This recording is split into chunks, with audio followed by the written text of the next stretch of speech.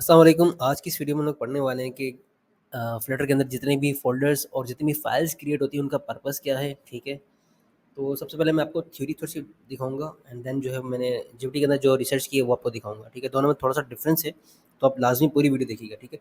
अच्छा, इसमें हमारे पास जो सबसे पहली जो फ़ाइल होती है वो होती है डॉट आइडिया की, कि जब भी आप ना फ्लटर में एप्लीकेशन को क्रिएट करते हैं, तो उसके अंदर आपकी डॉट आइडिया की फ़ाइल ऑटोमैटिकली क्रिएट हो जाती है और इसके अंदर क्या होता है कि इसके अंदर प्रोजेक्ट से रिलेटेड जो सेटिंग्स होती हैं वो इसके अंदर होती हैं और इसको आपको चेंज करने की बिल्कुल भी ज़रूरत नहीं है। यानी आईडीई जो है आपका इंटीग्रेटेड डेवलपमेंट एनवायरनमेंट जो है जो कि एंड्रॉइड स्टूडियो हम यूज़ कर रहे हैं होंगे, ठीक है? तो वो ऑटोमैटिकली जो है वो इसके अंदर ये file by default he create कर देता है, ठीक है? अगर आप इसको डिलीट करेंगे तो फिर वो क्रिएट कर देगा, तो डिलीट करने की ज़रूरत नहीं है आपको, ठीक है? इसके अलावा आपके पास जो नेक्स्ट फ़ोल्डर होता है इसमें वो होता है डॉट एंड्रॉइड के नाम से, ठीक है? अब ये जो डॉट एंड्रॉइड का जो फ़ोल्डर है इसमें जो सेटिंग होती है वो एंड्रॉयड स्पेसिफिक प्लेटफ़ॉर्म से रिलेटेड सेटिंग होती है, ठीक है? अच्छा, और इसका इस्तेमाल आप तकरीबन 5% से भी कम आप कर रहे होंगे और यानी कि इसका इस्तेमाल आप तब कर रहे होंगे जब आपको कोई स्पेसिफिक फ़ीचर्स वगैरह आपको ऐड करने हैं, तो तब कर रहे होंगे आप, ठीक है? इसके अलावा आपके पास जो नेक्स्ट फ़ोल्डर होता है वो है डॉट बिल्ड का, ठीक है? अब ये जो डॉट बिल्ड का जो फ़ोल्डर है ना, ये रन टाइम पर क्रिएट होता है, यानी कि जैसे ही आपने कोई कोड लिखा और अब आप अपने डिबग पे पर क्लिक किया तो जैसे ही आपका जो वो आईडीई है उसका आउटपुट जनरेट करेगा तो ये फ़ोल्डर उस वक्त क्रिएट होगा, ठीक है? अब इस फ़ोल्डर के अंदर होता क्या है? अब बिल्ड्स के नाम से ही आपको समझ में आ रहा होगा कि अब कोड को जो है ना वो एग्जीक्यूटेबल फाइल्स में कन्वर्ट कर रहा होगा, ठीक है? अब वो फाइल्स कौन-सी हो सकती हैं, वो एपीके फाइल्स हो सकती हैं और आईपीए फाइल्स हो सकती हैं। एपीके फाइल्स कौन-सी फाइल्स होती हैं कि जैसे अगर मुझे अपनी एप्लीकेशन को टेस्ट करना है, ठीक है? तो मैं क्या करूँगा कि प्ले स्टोर के ऊपर जाऊँगा और वहाँ पर एपीकेस की फाइल्स को जो है वो डिप्लॉय करूँगा ताकि मैं अपनी एप्लीकेशन को रन होता हुआ देख सकूँ। तो मुझे एंड्रॉयड के लिए एपीके फाइल चाहिए होगी। तो वो सारी एपीके फाइल्स जो है ना एक्जीक्यूटेबल फाइल्स जो होंगी, वो इस बिल्ड फ़ोल्डर के अंदर क्रिएट हो रही होंगी। इसके अलावा अगर मुझे आईओएस यानी सॉरी आईफ़ोन पर अगर मुझे चलाना है, तो उसके लिए मुझे चाहिए आईपीए की फाइल्स, ठीक है? ताकि मैं आईफ़ोन के ऊपर जो है वो अपनी एप्लीकेशन को डिप्लॉय करके एक्स कोड के थ्रू वो मैं चला सकूँ और अपनी एप्लीकेशन को यूज़ कर सकूँ। तो उस जो आईपी वाली फाइल्स होंगी वो भी हमारे पास सारी की सारी बिल्ड के अंदर ही होंगी, ठीक है? इसके अलावा मैक ओएस पर आपने चलानी है तो उसकी एक्सटेंशन होती है डॉट एएपी, ठीक है? और अगर आपने विंडोज़ के ऊपर चलानी होगी तो उसकी एग्ज़ीक्यूटेबल फाइल्स भी आपके पास जो है वो डॉट ईएक्सई एक्सटेंशन है उसकी, वो भी इसके अंदर ही क्रिएट कर हो रही होंगी, ठीक है? तो ये तो हो गया हमारे पास डॉट बिल्ड की। इसके अलावा हमारे पास जो है एक और चीज़ ये होती है हमारे पास कि हमारे पास एक अ, होता है फीचर फाइनल फाइल्स कह लें या आप इसको रिलीज़ फाइल्स कह लें, ठीक है? तो वो जो भी रिलीज़ फाइल्स होंगी जो कि हमें डिप्लॉय करनी होंगी ऐप स्टोर पे या फिर प्ले स्टोर पे, तो वो इसके अंदर ही होती हैं, ठीक है? तो ईज़िली आपको समझ में आएगा कि मैं क्या बात कर रहा हूँ, ठीक है? इसके बाद आपके पास आईओएस का फ़ोल्डर होगा, जो कि आईओएस रिलेटेड सेटिंग्स जो होंगी वो इसके अंदर होंगी, ठीक है? और इसके अलावा आपके पास मैक ओएस का हो सकता है, विंडोज़ का हो सकता है, डिफरेंट प्लेटफ़ॉर्म्स के डिफरेंट फ़ोल्डर्स हो सकते हैं, जिसमें आप उस डिवाइस से रिलेटेड स्पेसिफ़िक सेटिंग्स या फिर फीचर्स ऐड कर सकते हैं, ठीक है? इसके अलावा सबसे मोस्ट इम्पोर्टेंट जो फ़ोल्डर है वो आपका है वो लिब का फ़ोल्डर है। लिब मतलब लाइब्रेरी का फ़ोल्डर है। इसके अंदर जितनी भी डार्ट की जो फाइल्स होंगी ना, यानी जो विजेट्स आप क्रिएट कर रहे हैं और जो भी स्क्रीन्स आप क्रिएट कर रहे हैं, ठीक है? वो सारी की सारी इस लिब के फ़ोल्डर के अंदर ही मौजूद होंगी, ठीक है? और इस लिब के अंदर जो है ना आपकी जो मेन फाइल होगी ना, जैसे आप एप्लीकेशन क्रिएट करेंगे फ्लटर के अंदर, तो सबसे पहले जो फाइल बनेगी वो होगी main dot dart MEIN main dot dart. वो फाइल इसके अंदर क्रिएट होगी। जिस तरह से अगर आप कोई वेबसाइट क्रिएट करते हैं ना, तो उसके अंदर जो मेन फाइल क्या होती है वो इंडेक्स डॉट एचटीएमएल होती है और इसके अंदर क्या होगी वो मेन डॉट डार्ट, ठीक है? तो ये हो गई हमारे पास लिब का फ़ोल्डर की बात। इसके अलावा हमारे पास होगा नेक्स्ट, वो होगा टेस्ट। डॉट टेस्ट की हमारे पास ये फ़ोल्डर होगा। इसके अंदर हमारे पास क्या होगा कि हमारे पास इसके अंदर हम अपने टेस्ट क्रिएट कर सकते हैं और टेस्ट हम 2 तरीके से क्रिएट करते हैं। एक होती है मैनुअल टेस्टिंग और एक होती है ऑटोमेशन टेस्टिंग, ठीक है? अच्छा, मैनुअल टेस्टिंग तो हमने डिबगर मोड चला लिया, एप्लीकेशन को डिप्लॉय कर लिया ऐप के ऊपर, तो वो कर लिया हमने। और ऑटोमेशन टेस्टिंग क्या होती है कि इसके अंदर हम लोग डिफरेंट केसेस को बिल्ड करते हैं, ठीक है?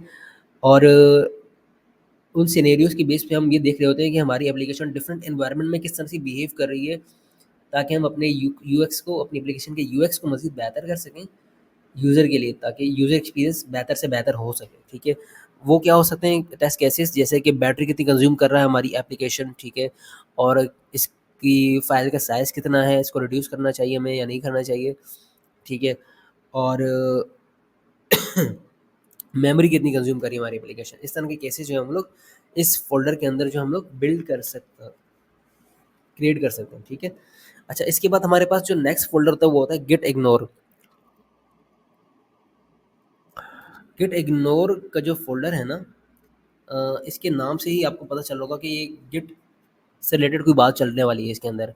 तो गिट जो हमारे पास क्या होता है, वो होते हैं हमारे पास वीसीएस कहलाता है, ठीक है? वीसीएस मतलब वर्ज़न कंट्रोल सिस्टम है, ठीक है?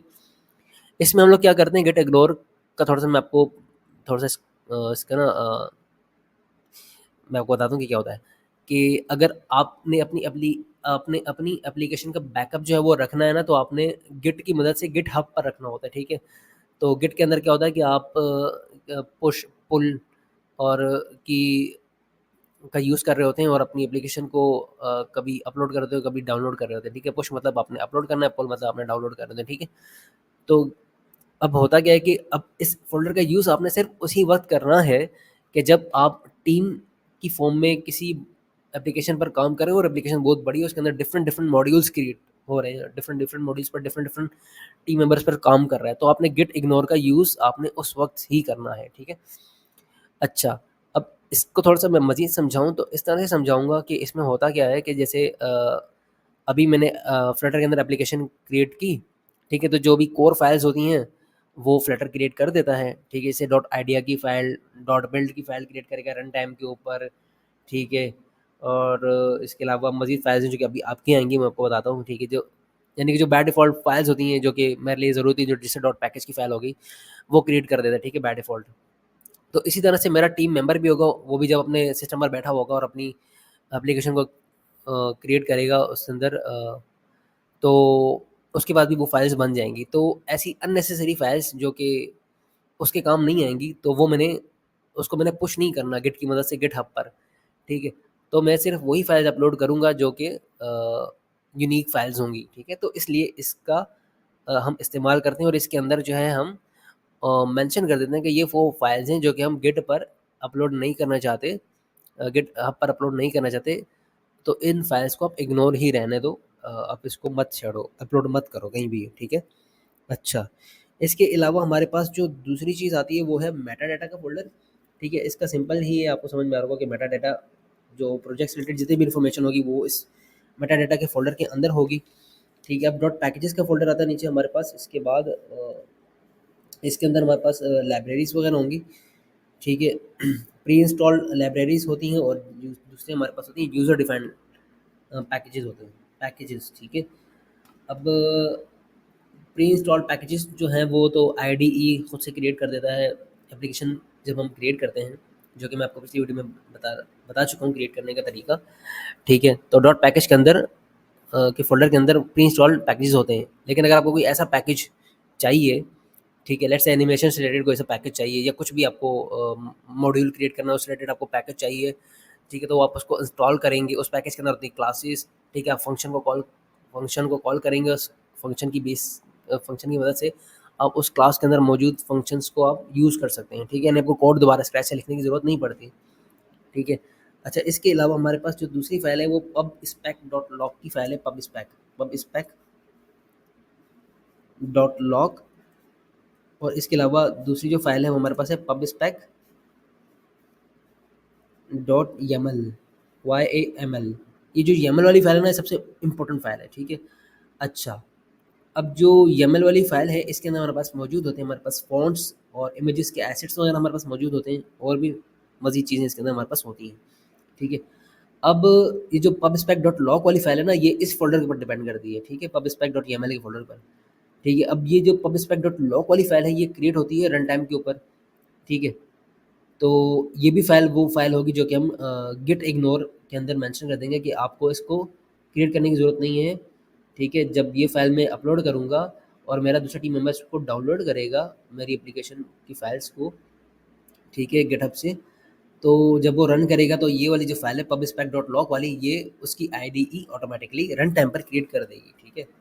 तो मुझे इसको अपलोड करने की ज़रूरत नहीं है। तो उम्मीद है कि आपको ये चीज़ भी समझ आ गई होगी। इसके अलावा हमारे पास जो नेक्स्ट फ़ोल्डर आता है वो लास्ट में आता है readme.md। readme जो .md जो है ये फ़ोल्डर, readme.md, एमडी मतलब mark down, MARKDOWN, mark down, ठीक है। इसके अंदर हम एप्लीकेशन से रिलेटेड जितनी भी इन्फॉर्मेशन होती है हम उसको सेव करते हैं कि एप्लीकेशन किस पर्पज़ के लिए बनी है, ठीक है। और इसके अंदर जो हमने लाइब्रेरीज या पैकेज हमने यूज़ किए हैं वो किस तरह से यूज़ किए हैं, ठीक है। उसके इंस्ट्रक्शंस अगर आप देना चाहें तो उसके अंदर आप दे सकते हैं, ठीक है। अच्छा, यहाँ तक तो ये बात होगी सारी की सारी, ठीक है, सारी फाइल्स होती हैं, ठीक है। अब आ जाते हैं चैट जीपीटी के ऊपर। यहाँ पर मैंने इसको कहा कि भाई तुम जो है क्या करो कि पूरा स्ट्रक्चर क्रिएट करो, जो इन्फॉर्मेशन अभी मैंने सीखी थी चैनल से, तो मैंने सारी आपको बता भी दी, ठीक है। अच्छा, तो इसने क्या किया कि उन फ़ोल्डर्स की बेस पे सारा के सारा मुझे यहाँ पे एक स्ट्रक्चर क्रिएट करके दे दिया, ठीक है। अब यहाँ पे बताया डॉट आइडिया की फ़ाइल जो है वो एंड्रॉइड स्टूडियो का प्रोजेक्ट कॉन्फ़िगरेशन फ़ाइल होती है जो कि बाय डिफ़ॉल्ट क्रिएट होती है, ठीक है। जिसके अंदर सेटिंग्स, वर्जन्स, प्लगइन्स वगैरह स्टोर होते हैं, ठीक है। तो हमें इसको छेड़ने की ज़रूरत नहीं होती, हम इसको छेड़ भी नहीं सकते, ठीक है। तो ये बाय डिफ़ॉल्ट ही क्रिएट होती है। इसके अलावा एंड्रॉइड का फ़ोल्डर होता है, क्रिएट होता है, ठीक है। यहाँ से फ्लटर एप्लीकेशन का एंड्रॉइड वर्जन बिल्ड होता है, ठीक है। और जो आईओएस का होगा तो उसके अंदर आईओएस स्पेसिफिक सेटिंग्स होंगी, ठीक है। और उसके अंदर एंड्रॉइड स्पेसिफिक सेटिंग्स होती हैं, ठीक है। अच्छा, इसके अलावा हमारे पास होता है लिब का फ़ोल्डर, जिसमें हमारे पास मैंने आपको बताया कि मेन डॉट डार्ट की फ़ाइल होती है, एज अ इंडेक्स फ़ाइल कह दें आप उसको, ठीक है। जिसके अंदर आपकी सारी UI, logic, screen visits, services जहाँ बनते हैं, ठीक है। अब ऐसा मत समझिए कि एक ही फ़ाइल के अंदर ये सब कुछ बन रहा होगा, ठीक है। अभी आप आगे चलेंगे ना, जैसे-जैसे हम आगे बढ़ते जाएँगे तो हमें ये समझ में आएगा कि UI, logic, screen visit, services, ये सारे के सारे मेन डॉट डार्ट में डिफ़ाइन किस तरह से हो रहे होंगे, ठीक है। तो ये जो हमारे पास जो लिब का जो फ़ोल्डर है ना, सबसे इम्पोर्टेंट फ़ोल्डर होता है, ठीक है। अभी आपको ना आगे लिब को भी थोड़ा-सा इसको ओपन करके दिखाऊँगा कि लिब के अंदर कौन-सी फ़ाइल्स होती हैं, किस तरह की जो डार्ट फ़ाइल्स होती हैं, ठीक है। आप इसको डॉट एचटीएमएल फ़ाइल करके समझ सकते हैं, जैसे इंडेक्स डॉट एचटीएमएल हो गया, ठीक है। इस तरह से आप समझ सकते हैं, ये मेन डॉट डार्ट फाइल, ये फाइल है, ठीक है। अच्छा, इसके बाद ये सबसे इंपॉर्टेंट फाइल होगी लिब वाली, फिर इसके बाद टेस्ट की फाइल होती है जिसको मैंने आपको बता दिया है, ठीक है। इसके बाद बिल्ड की फाइल होती है जिसमें हमारे पास एपीके और आईपीए की फाइल्स, जो एग्जीक्यूटेबल फाइल्स होती हैं जिन्हें हम डिप्लॉय करने के लिए यूज़ करते हैं, वो सारी यहाँ पर क्रिएट हो रही होती है और ये रन टाइम पर ऑटो जनरेटेड होता है। ये पूरा प्रोसेस ऑटो जनरेटेड प्रोसेस होता है जब आप डिबग का मोड पर क्लिक करते हैं, ठीक है। गेट इग्नोर का मैंने आपको समझा दिया था डिटेल के अंदर, ठीक है। तो जैसे कि बिल्ड की फ़ाइल ऑटो जनरेटेड फ़ाइल है, आईडी क्रिएट करता है, ऐड डॉट आइडिया की और डॉट डार्ट टूल की जो फ़ाइल है, हम चाहें भई इसको इग्नोर कर दो तो वो इसको इग्नोर कर देगा, ठीक है। और ये इसकी ज़रूरत हमें सिर्फ तब पड़ेगी जब हम टीम की बेस पे हम काम करेंगे, ठीक है। मेटा डेटा के अंदर फ्लटर के वर्जन और प्रोजेक्ट मेटा डेटा स्टोर करता है, ठीक है। इससे रिलेटेड जो इन्फॉर्मेशन होती है, बेसिक इन्फॉर्मेशन वो इसके अंदर होती है। पैकेजेस जो है ये ओल्ड फ्लटर का सिस्टम है, ठीक है। अब इसने यहाँ पे बता दिया कि ये इसको डेप्रिशिएट कर दिया गया है, ठीक है। अब इसकी मज़ीद नीड नहीं है क्योंकि जब मैं आपको दिखाऊँगा ना, यहाँ पर तो आपको पैकेजेस का फ़ोल्डर यहाँ पर नहीं दिखेगा, ठीक है। तो ये डेप्रिशिएट कर दिया गया है, ठीक है। उसको अपडेट कर दिया गया है, ठीक है। तो ये अब आपको दिखेगा नहीं, लेकिन मुझे बताना फ़र्ज़ था तो मैंने बता दिया क्योंकि मैंने अभी सीखा था इसलिए। अच्छा, ओल्ड फ्लटर सिस्टम के लिए था ये और अब ये नहीं है। अब फ्लटर सिस्टम हमारा अपग्रेड हो गया है तो इसलिए उसकी जगह मज़ीद अल्टरनेटिव्स आ गए हैं, ठीक है। अब फ्लटर पब गेट इसकी जगह यूज़ होता है। फ्लटर पब गेट क्या इसके अंदर है क्या? देखते हैं फ्लटर पब गेट कहाँ है ये? इधर तो मुझे दिख नहीं रहा अभी, लेकिन ये भी शायद कुछ ना कुछ होगा इसके अंदर, ठीक है। ओके, चलो आगे चलते हैं। अच्छा, इसके अलावा हमारे पास है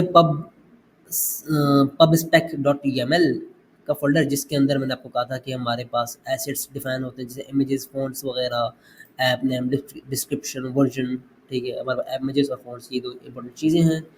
डिपेंडेंसीज़ डिफ़ाइन करते हैं जैसे एचटीटीपी प्रोटोकॉल्स वगैरह डिफ़ाइन करना, गेट और प्रोवाइडर वगैरह की इन्फॉर्मेशन हम डिफ़ाइन करते हैं। गेट का तो पता है, लेकिन ये प्रोवाइडर क्या चीज़ है इसका मुझे भी पता नहीं है क्या चीज़ है ये, ठीक है। तो ये सबसे ज़रूरी फ़ोल्डर हमारे पास एक हो गया लिब का और दूसरा है हमारे पास pubspec.yaml का, ठीक है। इसके बाद pub.spec.log जो है वो एग्जैक्ट वर्जन यहाँ लॉग करता है, ठीक है।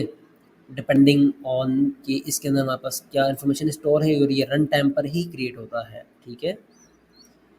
यानी जो डेवलपर का सिस्टम होगा ना वो उसकी बेस पर ही इसको क्रिएट करेगा। रीड डॉट मी बिल्कुल सिंपल सी फाइल, इसके अंदर इन्फॉर्मेशन डॉक्यूमेंटे डॉक्यूमेंटेशन की फॉर्म में हम रखते हैं, ठीक है, ताकि अगर कोई और डेवलपर हमारी एप्लीकेशन को यूज़ कर रहा है या हमारे कोड को यूज़ करना चाहता है तो वो उसको ईजिली अंडरस्टैंड कर पाए, ठीक है। तो गिटहब पर हम अपने प्रोजेक्ट को अपलोड करते हैं गिट की मदद से, ठीक है। अब यहाँ पर बोनस दे दिया लिब का, जो मैंने आपको कहा था लिब को हम देखते हैं कि लिब के अंदर क्या क्या चीज़ें हमारे पास बनती हैं। जैसे मेन डॉट डार्ट की फाइल होगी, ये ऐप की स्टार्टिंग पॉइंट होती है, ठीक है। अच्छा, इसके अलावा हमारे पास स्क्रीन्स का फ़ोल्डर हो सकता है, विजेट्स का फ़ोल्डर्स हो सकता है, मॉडल्स का, सर्विसेज़ का, कंट्रोलर्स का, यूटिलिटीज़ का और राउट्स का। इस चीज़ में हमारे पास हर किस्म की स्क्रीन होगी, होम, लॉगिन, ठीक है। इसके अलावा विजेट्स वगैरह हमारे पास इसके अंदर मौजूद होंगे। विजेट्स के फ़ोल्डर के अंदर मॉडल्स के अंदर हमारे पास डेटा मॉडल स्ट्रक्चर्स होंगे, यानी कि यूज़र का कोई डेटा है तो वो किस फॉर्म में जा रहा है या आ रहा है। तो वो जो मॉडल से रिलेटेड मॉडल का मतलब आप समझें, ठीक है, इसको आपने बहुत ज़रूर समझना ही ये बहुत जो है ना कोर कॉन्सेप्ट है इस चीज़ का। तो मॉडल्स के अंदर आप डेटा से रिलेटेड जो है ना वो लॉजिक्स क्रिएट कर रहे होंगे, ठीक है। अच्छा, डेटा से रिलेटेड डेटा स्ट्रक्चर आप क्रिएट कर रहे होंगे, लॉजिक्स नहीं कहेंगे इसको, डेटा स्ट्रक्चर आप क्रिएट कर रहे होंगे, डेटा आपने किस फॉर्म में भेजना है या गेट करना है।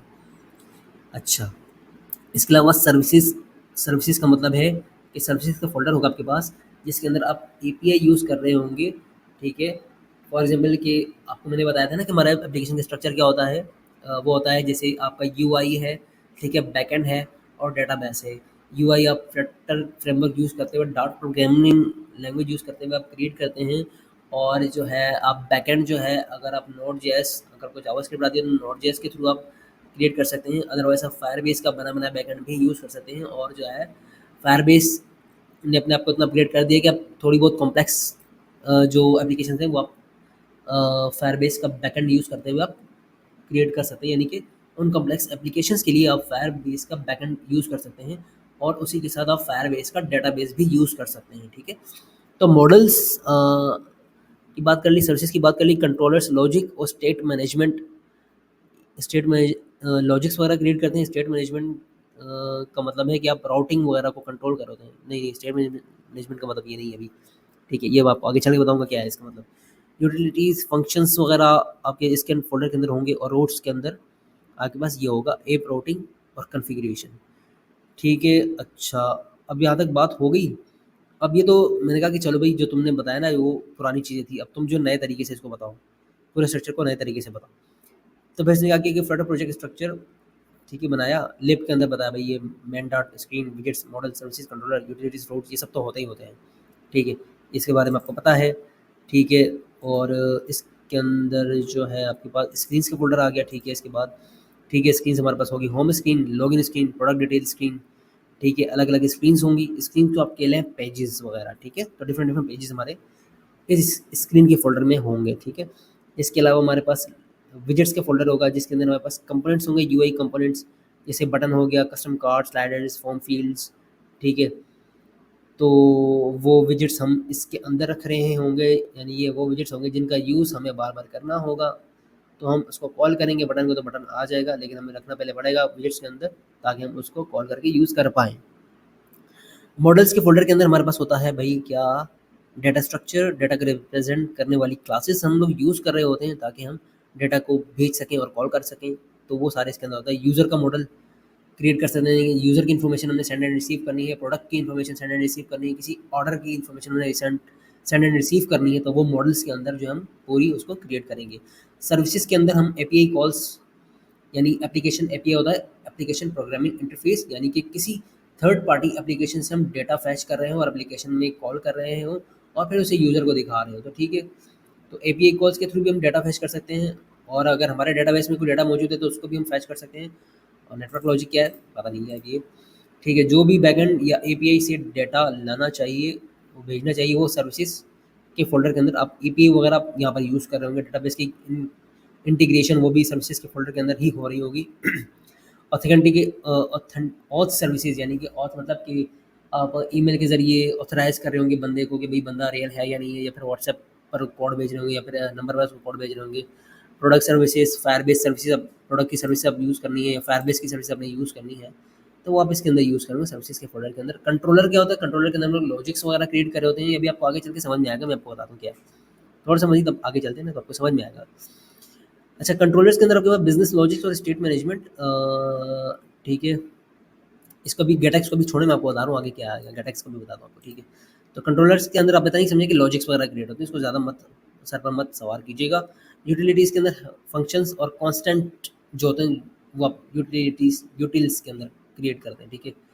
इसको भी अभी इतना ही समझें क्योंकि मुझे अभी इसके बारे में इतना ही पता है। रूट्स, नेविगेशन और रूट सेटिंग, ठीक है। अब यहाँ पर ये बहुत ज़बरदस्त चीज़ है, ठीक है। अब यहाँ पर ये कह रहा है कि गेटएक्स और ये बस नेविगेटर 2.0 का नाम लिया, ठीक है। तो रूट्स के अंदर जो है ना, रूट्स आप डिफाइन करते हैं। रूट्स का पहले मतलब समझिए, इसका मतलब ये है कि अगर आपने एक पेज से दूसरे पेज पर मूव करना है तो रूटिंग कहलाती है, ठीक है। यानी कि लॉगिन से से अपने होम पेज पे जाना है, होम पेज से अपने प्रोडक्ट के प्रोडक्ट सिंगल पेज पे जाना है, ऑर्डर वाले पेज पे जाना है, तो ये सारी राउटिंग कहलाती है कि किस तरह से आप एक पेज से दूसरे पेज पे बंदा जाएगा, आगे जाएगा, पीछे जाएगा, किस तरह से आएगा, ठीक है। तो वो सारी राउटिंग जो आप इस फोल्डर के अंदर डिफाइन करते हैं, ठीक है। तो अभी मैं आपको बताता हूँ, साथ रहिएगा क्योंकि सारे क्वेश्चन मैंने लिखे हैं, जो क्वेश्चन मेरे ध्यान में आया था मैंने सारे मैंने लिखे हैं, उसके आंसर बड़े परफेक्ट अंदाज में इसने दिए हैं, ठीक है।